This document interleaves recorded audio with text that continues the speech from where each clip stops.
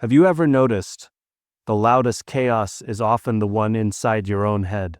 We talk about peace like it's a destination, a place you can move to, a lifestyle you can buy. But what if peace isn't somewhere out there? What if peace begins with a single quiet thought, one you've been ignoring all along? The world outside is loud, there's no doubt about it. Horns honking, notifications pinging, deadlines looming, people talking over each other to be heard. But if you listen closely, you'll realize none of that compares to the voice inside your own head. It's subtle, yes, but it never rests. It narrates, judges, overthinks, replays. While the world makes noise in bursts, the mind makes noise in loops. Constant, relentless, exhausting. The chaos around us is obvious, but the chaos within, it hides in silence. Most people assume that peace is lost because of the world outside the economy, the workload, the relationships, the uncertainty. But the truth is, we can be standing in a quiet room, surrounded by stillness, and still feel overwhelmed. That's because our real conflict isn't external. It's internal. It's the mental to-do list that keeps expanding. The memory of something you said 2 years ago that still stings. The fear of what tomorrow might bring, even though it hasn't happened yet. The inner voice, that's the one that rarely lets us rest. It questions every decision. Did I say the right thing? What will they think of me? What if I fail? Why can't I be more like them? It never stops. It doesn't even sleep when we do. It dreams, it plans, it stirs. Sometimes it pretends to help by preparing us for every scenario. But in truth, it's often just robbing us of peace in the moment we're in.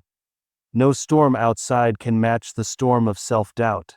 We live in a society that teaches us how to deal with the world, how to build resumes, how to answer interviews, how to impress others. But very few of us were ever taught how to deal with our own mind. No one hands us a manual on how to handle comparison, shame, guilt, regret, or fear.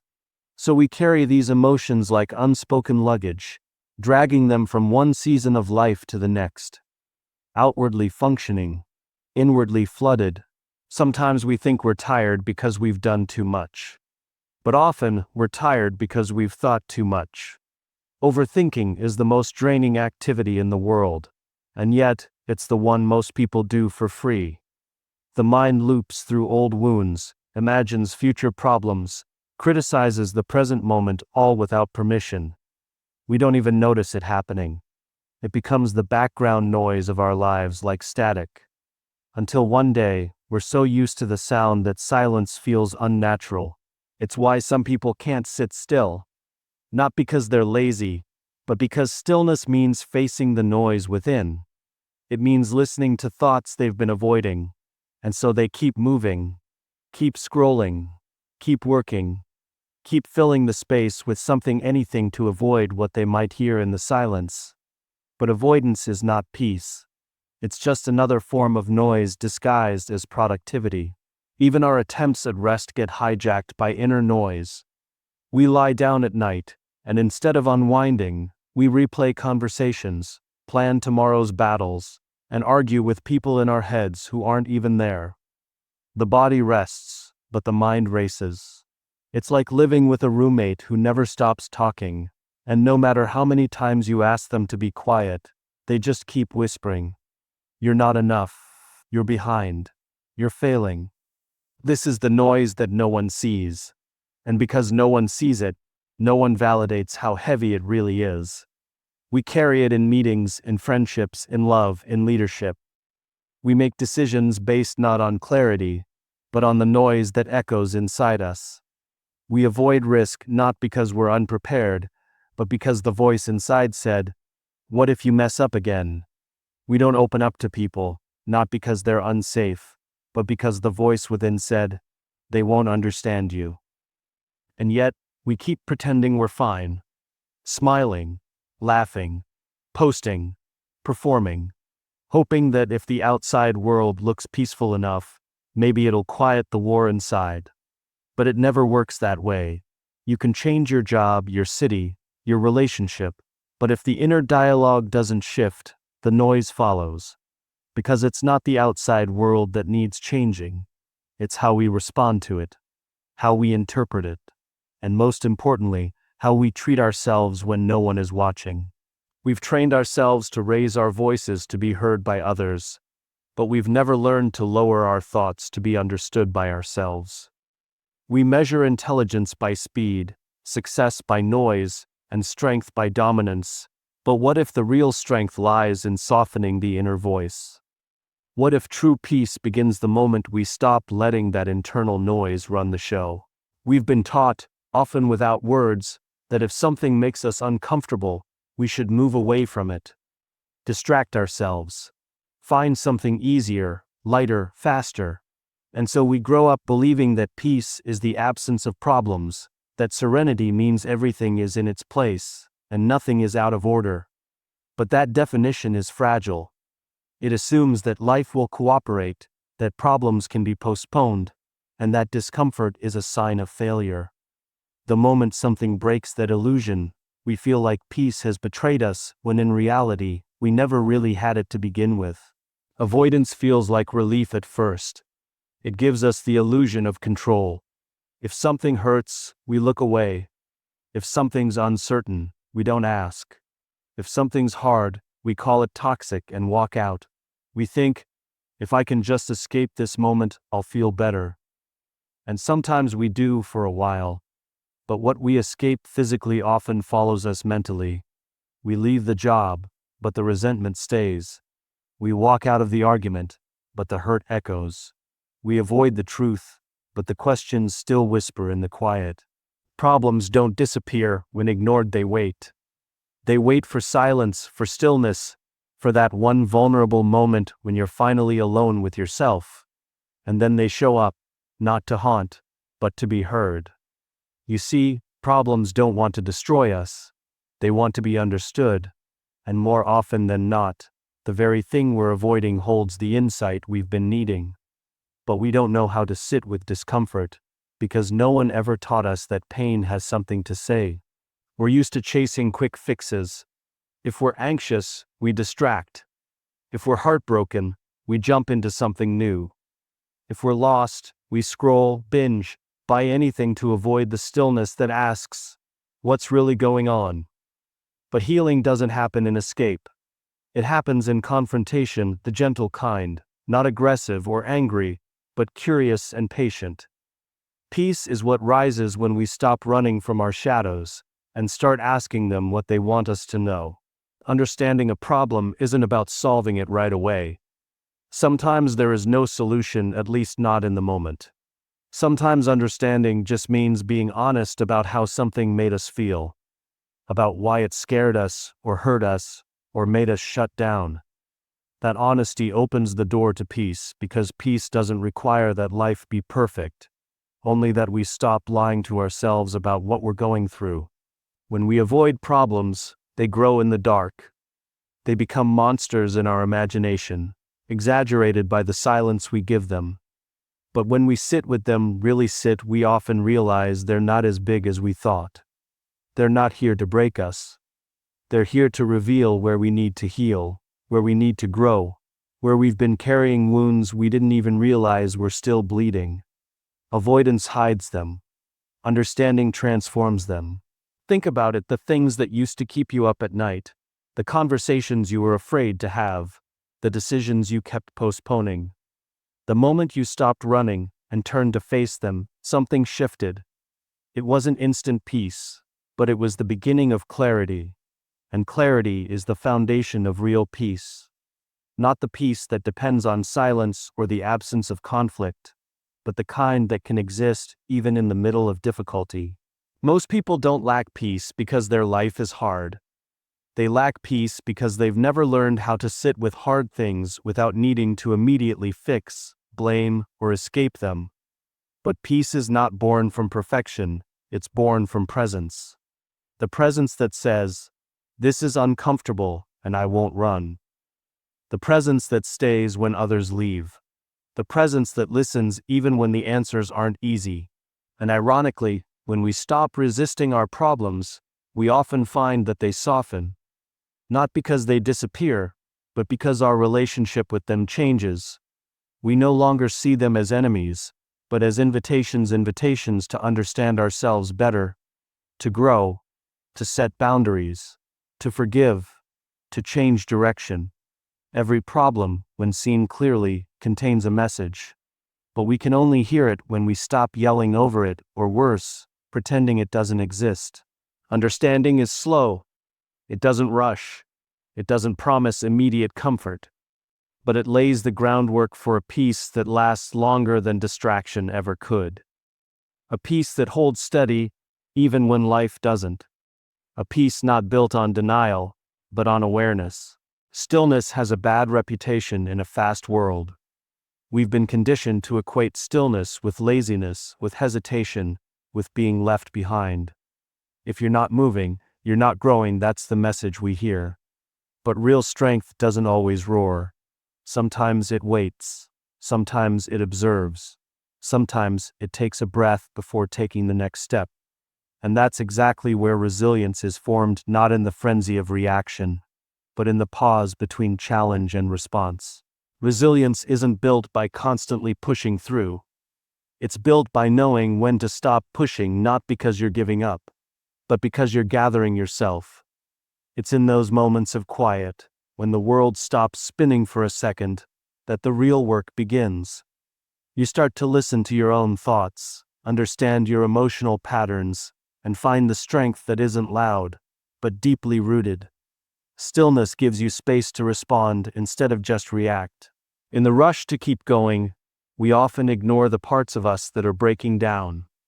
The mind gets tired, the spirit gets worn, but we keep performing, showing up, checking boxes, holding it together. And yet, resilience doesn't grow when we ignore ourselves. It grows when we tend to our inner world. When we sit still long enough to notice where it hurts. When we give ourselves permission to feel without judgment. Stillness is not weakness, it's awareness. Think about the strongest people you know. The ones who stay calm in the storm, who listen more than they speak, who don't flinch when plans change or when the ground shakes. They didn't become that way by accident. They learned how to be still in the middle of discomfort. They built their resilience in the quiet, not on stages, not in victories, but in the ordinary moments where they had every reason to fall apart, and chose to stay centered. We live in a time where noise equals relevance.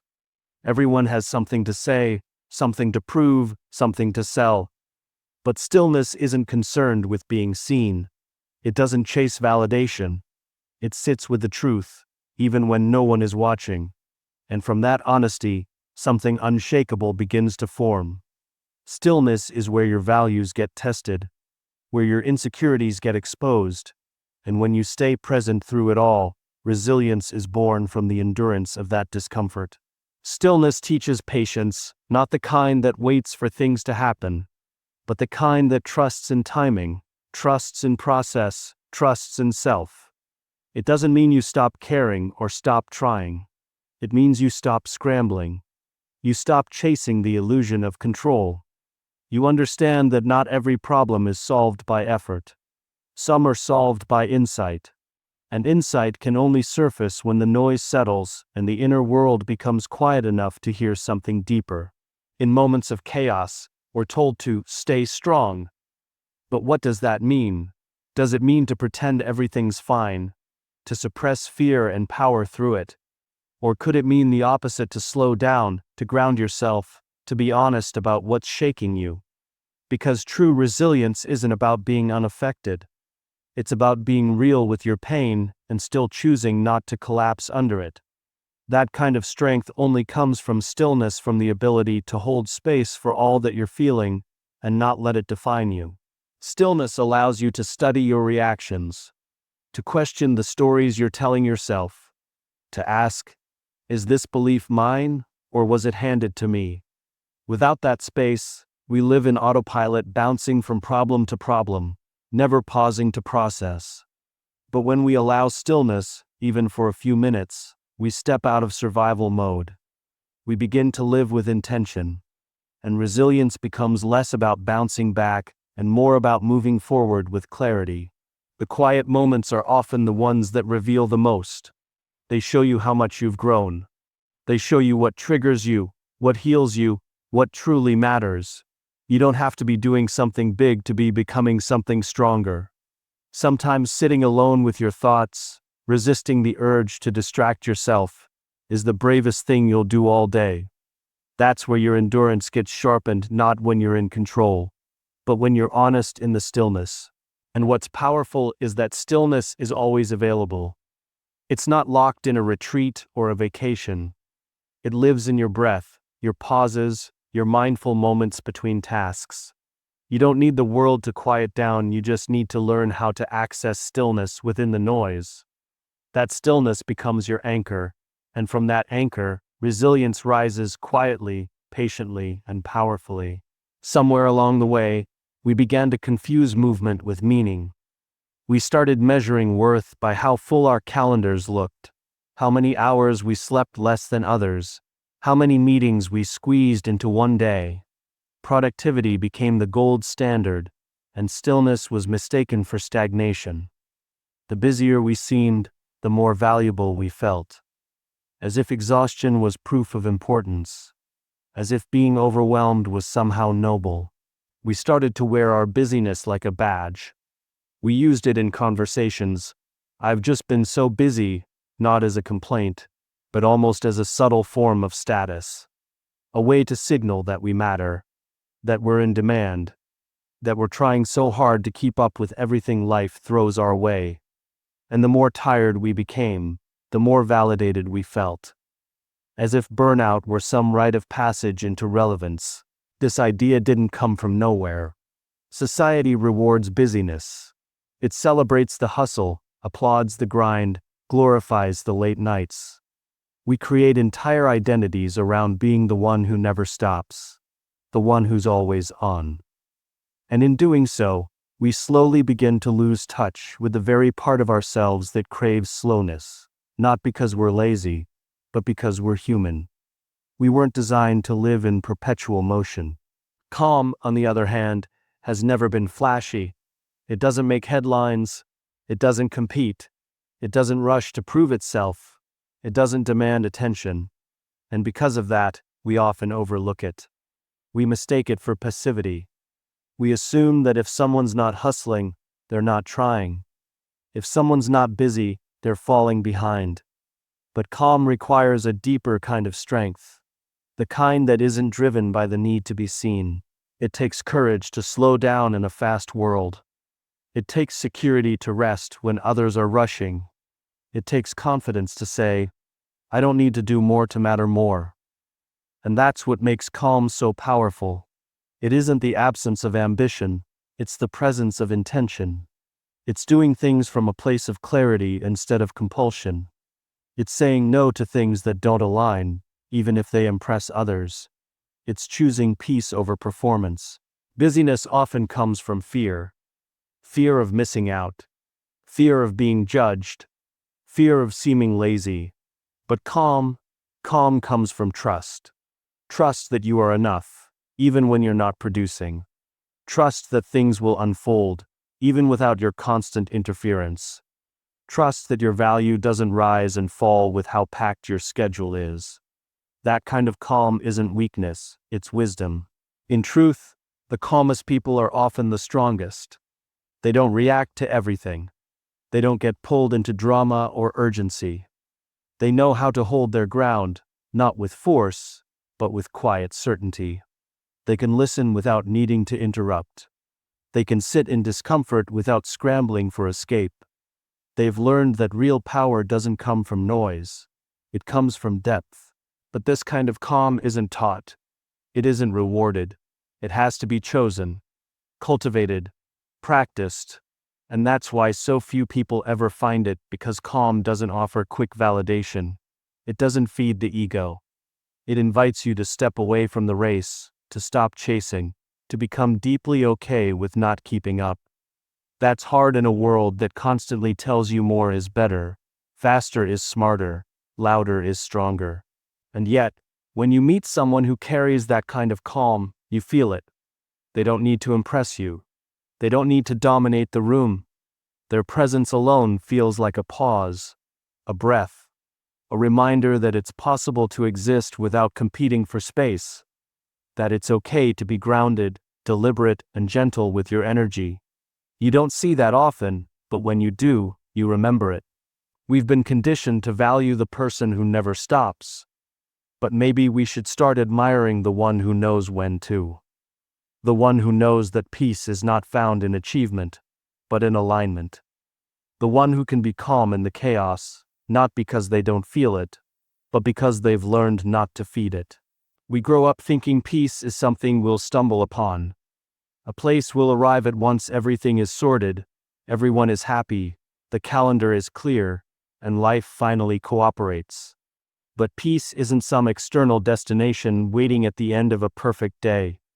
It doesn't sit out there in the future, hiding behind achievements or locked inside weekends and vacations. Peace is much quieter than that, much closer. It's something we build slowly, intentionally in the small, ordinary moments we usually rush past.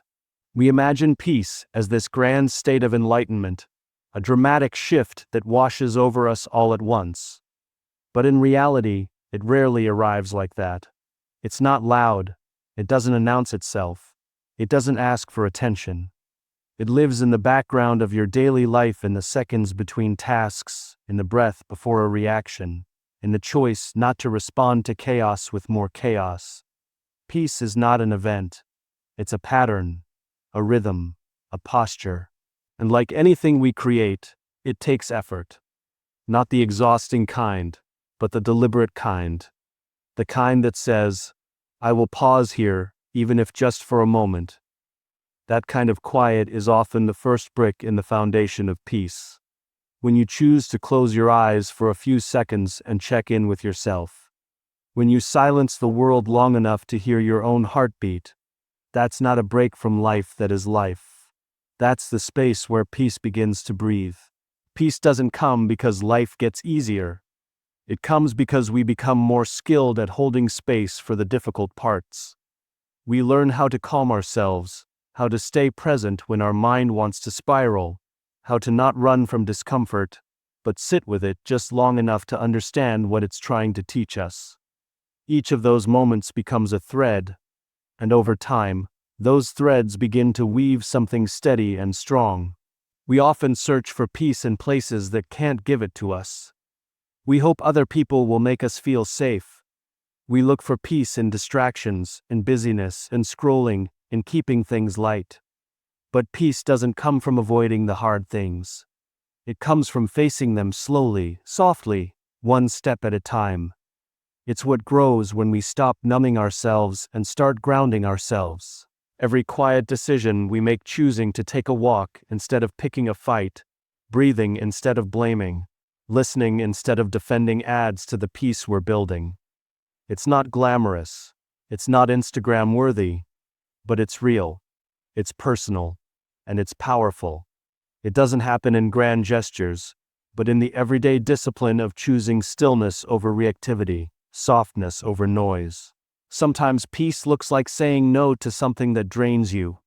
Sometimes it's waking up 5 minutes earlier, just to be alone with your thoughts. Sometimes it's keeping your phone down when the silence feels awkward, but your soul needs it. These tiny decisions might seem irrelevant in the moment, but they're the soil where peace begins to take root. We don't find peace the way we find a lost object. It's not waiting in a corner to be discovered.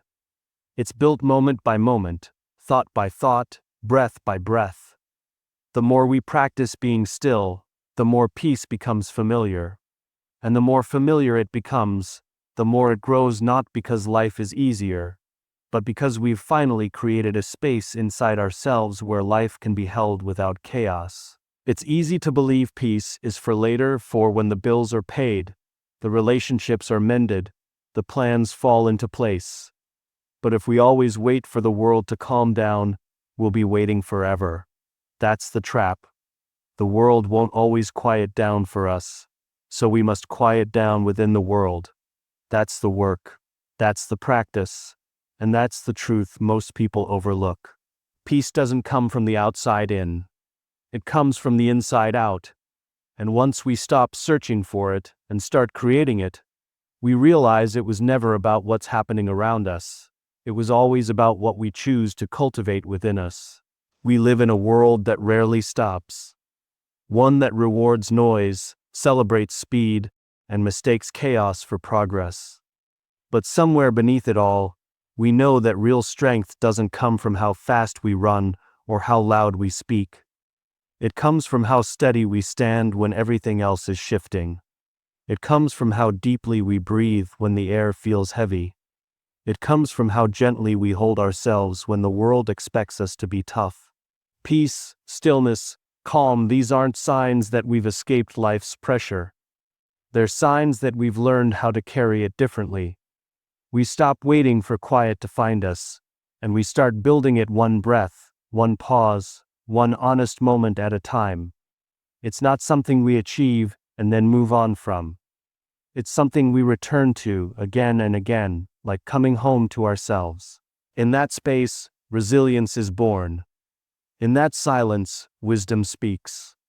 In those ordinary moments of calm, we reclaim who we are beneath the performance, beneath the pressure, beneath the noise. And it's there that we finally realize peace was never out there waiting. It was always within us, waiting to be chosen.